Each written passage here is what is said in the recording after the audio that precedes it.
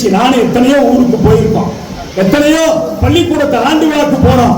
இன்னைக்கு பள்ளிக்கூடத்துல படிப்பு சொல்லி தந்துட்டு ஆண்டு விழா நேரத்துல பிள்ளைய திறமையை வெளிப்படுத்தணும் சொல்லி அர்த்தமே தெரியாத அந்த பிள்ளைகளுக்கு எல்கேஜி யூகேஜி 1வது 2வது படிக்கிற பிள்ளைக்கு அந்த பிள்ளைகளுக்கு காதல் பாட்டை சொல்லி கொடுத்து ஆட விடுறது, குத்து பாட்டை சொல்லி கொடுத்து டாம் டூம் டக்கரா புக்கரா டுடாம் டுடாம் அந்த பிள்ளைகளுக்கு என்னன்னே தெரியாதியா.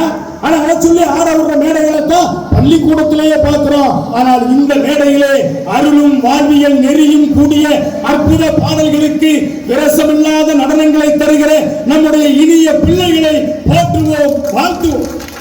இதுதான் வேணும். நீங்கள் சரியாக செய்வீர்கள். ஏன் தெரியுமா? சமய வளர்கின்ற போது சமண படுகைகளிலே முதலாக பள்ளிக்கூடத்தை அமைத்து கல்வியை தந்த சமூகம் இந்த சமண சமயத்தாரினுடைய சமூகம். இது உங்களுக்குத்தான் அதன் மீது அக்கறை இருக்கும்.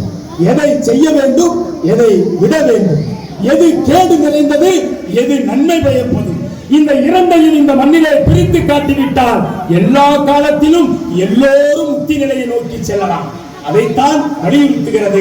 அந்த வலியுறுத்தலை ஒரு வழிபாட்டு நிகழ்ச்சியிலே, ஊர் கொண்டாட்டத்திலே எல்லோரும் வந்து ஆடி பாடி மகிழ்ந்து விட்டு மட்டும் போய்விடுவோம் என்ற எண்ணம் இல்லாது அன்பு குழந்தைகளுக்கு அதை பயிற்றுவித்து ஒரு அழகான பட்டிமன்றத்தையும் ஏற்பாடு செய்து எங்களை எல்லாம் இங்கு அழைத்திருக்கிறீர்கள். நான்